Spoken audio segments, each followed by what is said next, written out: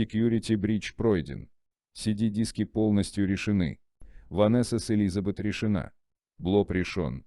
Возможно, технически как бы да. Кажется, у нас не осталось ни одной темы, которая бы не была решена. Хорошая работа. Oh yeah. Oh my god. Hello internet and me. Oh wait, this is you. I need you, my fellow YouTuber. Подожди, ты откуда вообще вылетел? Что происходит? Зачем я тебе нужен? Believe me, we need to solve the biggest mystery of FNAF with you. Окей, подожди, почему я вообще должен? Ох, нет, о боже.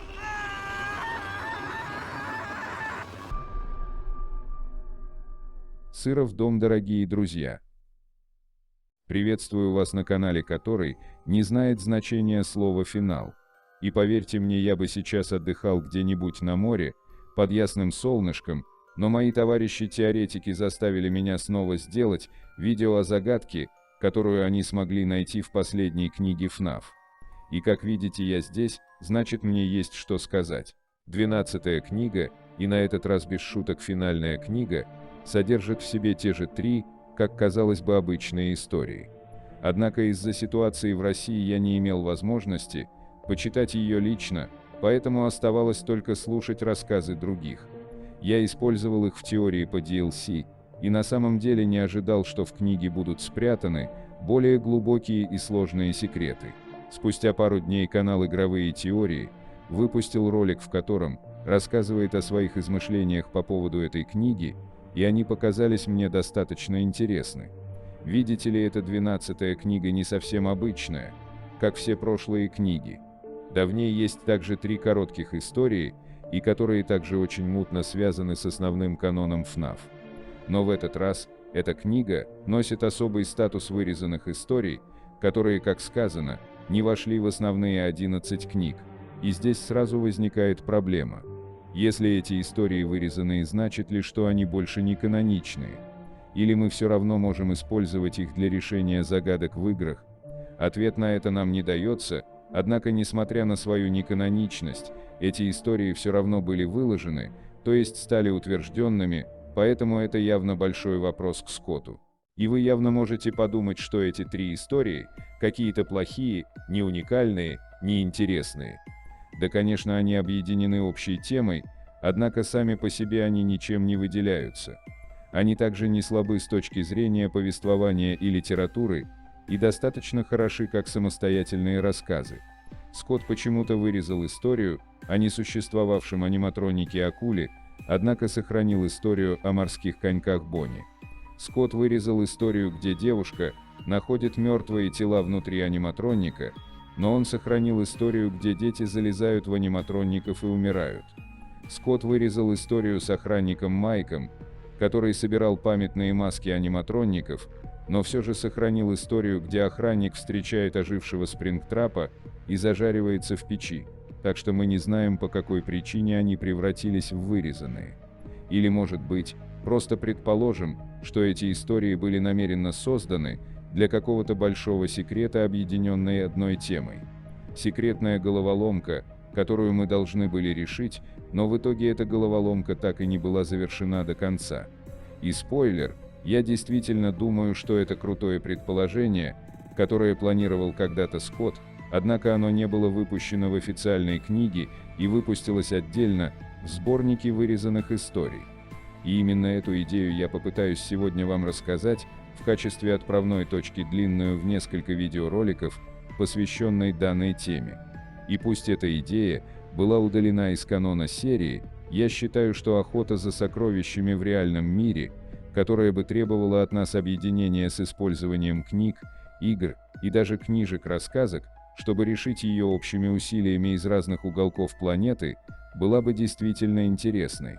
Сегодня я хочу сфокусироваться именно на таких загадках, которые привели иностранных теоретиков к подобному выводу, и что более важно, я прошу твоей помощи. Мы не можем быть уверены, что это ERG никогда не было завершено, и что более важно, мы не знаем, что находится в этом ERG. Поскольку запрятанное имя Кэссиди в логбуке было решено общим трудом всех теоретиков из разных стран, я думаю, что загадка ERG также требует наших совместных усилий. Поэтому сегодня мы погружаемся в удивительный мир загадок, в котором я проведу тебя по секретному ERG-проекту. Чтобы начать распутывать этот клубок загадок, мы начнем с разбора 12-й книги, которая, собственно, и стала основополагающей для рождения этой идеи. Третья история You Are The Band на данный момент больше всего связана с существующим сюжетом FNAF. В ней маленький мальчик по имени Тимми безумно любит франшизу Фредди. Правда, единственная пиццерия, которая была открыта когда-либо, закрылась 30 лет назад из-за несчастного инцидента, что уж очень сильно напоминает описание FNAF 3, в которой пиццерия также была открыта спустя 30 лет после несчастного инцидента. Мать Тимми устраивает вечеринку в ненастоящей пиццерии, посвященной тематике того закрытого ресторана, и в честь дня рождения дарит ему маску Фредди. И на следующий день после того, как он надевает ее, он становится другим. Он кричит ночью от ужаса, и мать думает, что ему снится кошмар. Утром он вечно твердит, что должен спасти их, но кого не упоминает. А когда дедушка достает нож и режет торт, мальчик впадает в истерику и пытается защититься от него, что ставит всех родственников в ступор и недоумение. В течение вечера Сильвия замечает странного человека лет 20 за окном, который говорит, что потерял свою собаку. Однако его поведение ей кажется все более и более странным. В конце концов он просто берет и пялится под окном, смотря в комнату, что заставляет мать позвонить в полицию. Кульминация рассказа достигается, когда в квартиру прилетает темная фигура, которая уводит мальчика в пиццерию Фредди. Сильвия пытается остановить ее, но мальчик словно загипнотизирован, что дает очень сильную схожесть с мини-игрой полуночного автомобилиста. В итоге она пытается догнать своего сына, но около дома ее останавливает тот самый мужчина. Он представляется по имени Майк и говорит, что знает, как помочь ее сыну. Они приходят в старую пиццерию, где видят Тимми на сцене, который смог активировать двух старых аниматроников, а сам занял место Фредди и начал танцевать с ними на сцене и петь песню. Его глаза в этот момент начинают светиться. После нападения марионетки на Майка и Сильвию, охранник побеждает ее, а также снимает с мальчика маску, позволяя духу внутри нее выйти из тела сына. Следом он надевает ее обратно на костюм аниматроника и проводит обоих наружу, где рассказывает, что маска была одержима пропавшим ребенком, а сама же она была кем-то украдена. Он также считает, что эта теневая фигура пыталась вытянуть из Тимми живое существо наружу. После этого они прощаются, и на следующий день Тимми ведет себя как раньше, как абсолютно нормальный ребенок. На этом история заканчивается. Должен признаться, это, наверное, одна из самых интригующих историй, раскрывающая старые запутанные темы. Какое-то давнее время все мы подозревали, что Майк Шмидт во FNAF 1 это скорее всего Майк Лафтон. Поэтому мы играем за Майкла в абсолютно каждой старой части. И хоть в данный момент Майкл находится под именем Майк, в пиццерии, которая больше похожа на FNAF 3, судя по стандартному набору аниматроников, внутри вселенной книг это на самом деле пиццерия из FNAF 1, что соединяет все пиццерии вместе и в итоге делает его одним из немногих реальных ночных охранников. И хотя третья история была более-менее раскрывающая старые детали, первые две были такими же крутыми, но значительно другими.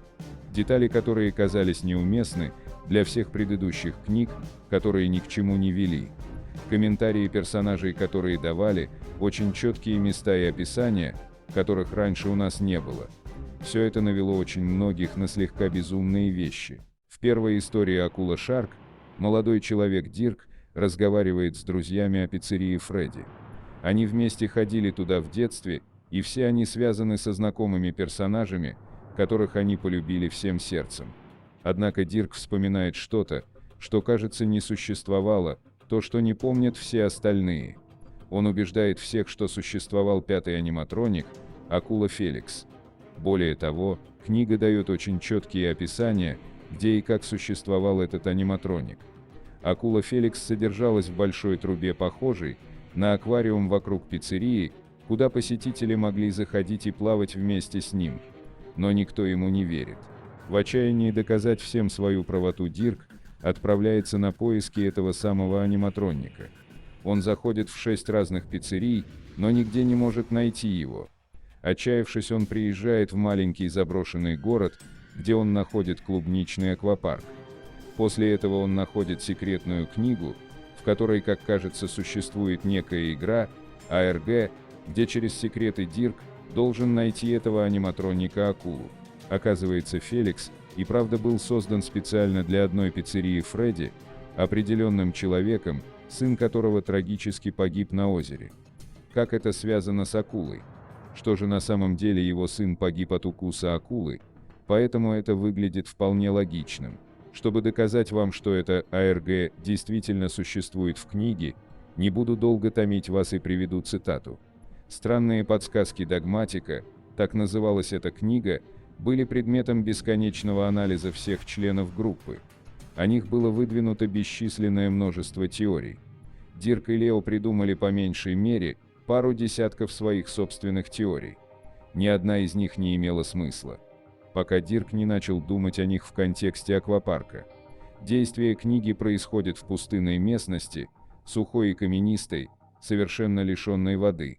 Однако, несмотря на это, главный герой получает 2 подсказки, связанные с водой. Оказывается, нужно прийти в нужное место, нужное время, чтобы найти какие-то секреты. Это то, что сказано внутри книги, в книге. В итоге он вспоминает, что пиццерия была спрятана в закрытом аквапарке, а через роман, написанный создателем этой самой акулы, что уж очень сильно напоминает Скотта, Дирк находит потайной сундук в пиццерии. А ключ от него лежит на дне пустого бассейна, который опять же Дирк смог найти с помощью тайной книги и подсказок в ней. И в итоге Феликс встречается с акулой лицом к лицу. На этом история заканчивается. Безумно интересная история, но, конечно же, основное внимание на себя обращает именно тема секретов, оставленных создателем в книгах. Более того, в книге есть очень четкие описания местоположения реальных локаций, которые выглядят как будто то, что мы должны исследовать самостоятельно. И многих это заставило вспомнить о другой, 11-й книге, которая также частично разделяет эту связь. Плюс к этому на скрытые секреты в 11-й книге намекал последний вышедший гайд по FNAF, который, в отличие от 2 предыдущих, написан самим Скоттом. Поэтому все, что наиболее важно для лора, будет спрятано в страницах этой книги. Каждая из историй в книге имеет свою собственную мини-страницу с кратким описанием, связью с игрой и теориями. Определенно не все на этих страницах очевидно или полезно, но эта книга позволяет лучше понять мышление авторов. Она помогает увидеть некоторые связи в истории, которые мы бы не смогли установить самостоятельно. И если ваших идей нет в книге, шансы на то, что они окажутся правдой, скорее всего, малы. И на странице с описанием 11-й книги люди увидели просто шокирующее уточнение касаемо сюжета. Цитата, чтобы вы сами все поняли. Некоторые подсказки к головоломке, такие как Stinger Mood и Even More Frights, на самом деле выходят за пределы рамок своего основного сюжета. Внимательные читатели захотят взглянуть на эти сцены еще раз. Конец цитаты. Что доказывает, что эти подсказки, как кажется, выходят за рамки основных героев своих книг и предназначаются не только для героев внутри книг, но и для нас, обычных теоретиков фандома FNAF, реальных людей. Вернемся к 11-й книге, раз гайд так настойчиво предлагает нам сделать это. Главный герой Иеремия пытается спасти своих друзей от таинственного глючного голоса, который освободился из игры FNAF в виртуальной реальности, над которой работают в компании. Этот голос по пути представляет несколько загадок. Так как они представлены на английском языке, я решил сделать их не дословный перевод, а сделать фразы, которые сохранят их рифму. Вот какие строчки, представив себя поэтом, у меня получились. Stinger Mood. Что является анаграммой к The Testing Room. Дайте мне еще один, и я буду не един. Каждый будет как один. Что я такое? Ваша следующая цель, страхи следуют за ней. Чтобы вам в нее попасть, свет вам нужно отыскать. Скорее отправляйся в путь. Свет фонаря лишь не забудь. И последняя фраза: Узнаешь, где друзья твои, задери рукава и погляди внутри. все эти подсказки очень странные, но многим сразу становится понятно, что они указывали на некоторые вещи, которые уже обсуждались в фандоме раньше. Дайте мне еще один, и я буду не един, похож на отсылку Гличтрапа. Ему нужно дать еще одну кассету, и тогда он будет не один, он заразит всех тестеров, и все они будут как один. Все будут под влиянием Гличтрапа, похожие на него и исполняющие его приказы. Чтобы вам в нее попасть, свет вам нужно отыскать, возможно, отсылает на Принцесс Квест, где нам нужно найти следующую цель, страхи следуют за ней, которая относится к убийце Уильяма, а свет вам нужно отыскать, относится к фонарям, которые мы зажигаем по мере того, как ищем эту страшную цель. Но все это было давным-давно нами разгадано. Плюс к этому Security Breach еще раз подтверждал это, и неясно, зачем нам снова давать знать об этих пасхалках, если мы уже полностью решили их раньше. Некоторые спекулятивные теории говорили о том, что нужно переставить буквы в анаграммах, и тогда, возможно, что-то из этого может выйти. Но ничего интересного в итоге получено не было. Возможно, что подсказка еще больше страхов была буквально.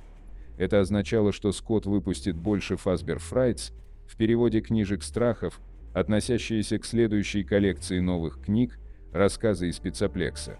Это, возможно, единственное верное разумное объяснение данной подсказки, которая давала нам намеки на будущие книги. Правда, зачем скрывать эту информацию о новых книгах, если она и так уже давным-давно была опубликована? Это не та информация, которая годится для целой книги. Она расстраивала, вводила в заблуждение, и странно было бы опубликовать 3 рассказа, только ради того, чтобы скрыть внутри них сообщение о том, что будет еще больше книг. Это явно не те вопросы, которые люди задавали себе, анализируя эту книгу. Поэтому гайд определенно дает понять, что что-то скрыто внутри 11-й книги, и никто не знает точно, что там может быть. Но еще больше подозрительных вещей было в 12-й книге. В рассказе Феликса главный герой не просто находил подсказки в случайной книге, рассказ ясно дает понять нам, что эта книжка-раскраска, в ней присутствовало множество рисунков, и секреты были скрыты в них. В еще одном моменте главный герой говорит: «Я совсем забыл о Фредди, я любил книжки-раскраски. Именно с них началось мое рисование». И как бы сейчас это безумно ни звучало, именно в это время вместе с 12-й книгой выходит та самая книжка «Как нарисовать Фредди», которая сама по себе точно описывается в рассказе Феликса. Это буквально одна и та же книга. Но что более важно, это кажется обычной книжкой, однако для франшизы FNAF, где самое большое раскрытие имени Золотого Фредди было сделано через такую же детскую книжку, я бы уже ничему не удивился, что и в этой книжке будут спрятаны какие-то секреты. Плюс к этому, опять же, было странно публиковать такую информацию о детстве главного героя, чтобы потом просто забыть об этом факте на все последующие 200 страниц. Такое чувство, что Скотт просто добавил туда эту информацию, чтобы мы вспомнили об этой книжке, чтобы мы сами купили ее и просмотрели. Потому что это предложение буквально встречает вас в начале книги и больше никогда, нигде не используется. И, конечно же, люди купили себе эту книжку и официальную книгу «Как рисовать». Многие прочесали по этой книге множество страниц, потратили огромное количество часов, но никто ничего не смог в ней найти. В ней было только множество классных художественных изображений аниматронников, и хоть некоторые из них казались многим не к месту, вместе с остальными аниматронниками никто ничего не нашел. Многие начали проверять книгу на ультрафиолет, на скрытые градиенты внутри страниц, грели страницы, чтобы отыскать скрытые невидимые чернила, абсолютно ничего. И тогда все подумали: что же, если в этой книге ничего нет, возможно, разгадка кроется не в ней, возможно, это нечто другое, что-то большее, что-то реальное. Ведь все подсказки в книге не имели никакого смысла, если вы не были в нужном месте и в нужное время. И именно так и родилась идея ERG, где вы, точно так же как Дирк, должны исследовать секретные места на планете в поисках мест для подсказок, чтобы раскрыть эту загадку. Эта идея еще сильнее закрепляется в рассказе «Скутер», который мы разбирали в теории, о будущем дополнении FNAF Security Breach. Однако в том видео мы разбирали историю в целом, историю о мальчике, который прятался от родителей в пиццерии, и провели параллели с Грегори. Сейчас же я больше хочу поговорить о девушке внутри рассказа и то, как она нашла этого мальчика. Как мы уже знаем из рассказа, главная героиня — это теоретик по FNAF, который существует в лоре FNAF. Теоретики теперь канон, ребята, поздравьте нас. В любом случае Мэнди копается в коде игры FNAF 3 и находит секретное изображение, подписанное, как теперь выглядит, как призрак. Старая фотография, к которой прикреплена информация об улице и местоположении. И героиня пытается найти это место на карте. Она выясняет, что оно было сфотографировано в Пис-Вэлли, штате Юта. Чуть более углубившись в детали изображения, она понимает, что это здание старого театра, почти то же самое, что видел Дирк в старом аквапарке. Как мы можем знать, штат Юта – действительно существующий штат в США, который находится не так далеко от Техаса, штате, где проживает Скотт. А сам старый кинотеатр находится в Долине Мира, парк, который, к сожалению, не существует в штате Юта, зато существует в другом штате. Но кажется, это не то, что мы ищем. Однако в книге есть другая подсказка, то, что эта долина находится в 15 минутах езды от шоссе Сидар-Сити, поэтому можно посмотреть на картах, куда можно доехать за это время. Единственный город, который подходит под описание, это город Коноравиль, который находится к югу от отправной точки. Возможно, в этом городе и находится старый кинотеатр, а город на самом деле это и есть долина, и где-то там рядом есть закрытая пиццерия. К сожалению, кажется, в этом городе не существует ни одно такое здание, пиццерия или какой-либо театр. Все, что у них есть, это почтовый офис, но который абсолютно не связан с историей ФНАФа и имеет абсолютно другое местоположение на улице, не на окраине, как в книге, а в центре. Да и если честно, при просмотре улиц ясно видно, что как такового почтового отделения в городе нет, лишь только чей-то одинокий дом. Так что вариантов, что мы тут что-то найдем, равны практически нулю. Окей, тогда что насчет игры? Возможно, во FNAF 3 было реально спрятано какое-то изображение. Возможно, Скотт когда-то незаметно обновил игру, однако официальная игра не обновлялась с апреля 2015 года.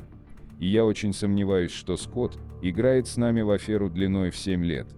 Однако книга дает нам маленькую незаметную информацию, что она играла в мобильный порт игры. Поэтому давайте посмотрим в журналы обновлений, и тут становится все интересным. На момент написания этого сценария последнее обновление было 2 месяца назад, что не так уж и давно относительно наших мерок.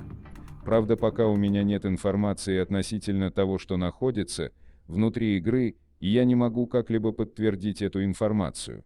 И это не дает нам никаких подсказок. Все секреты буквально ведут в тупик. И смотря на все эти странные детали, я хочу услышать твое мнение в комментариях, что ты думаешь обо всем этом и о последней книге в целом. Существует ли это АРГ в реальности или это всего лишь шутка Скотта над нами, теоретиками? У меня есть парочку идей, но узнать о них вы сможете уже в следующей части, поверьте, это невероятно интересно. А пока подписывайтесь на мой телеграм-канал для будущих видео и новостей. Всем удачных разгадок и мятных шоколадок!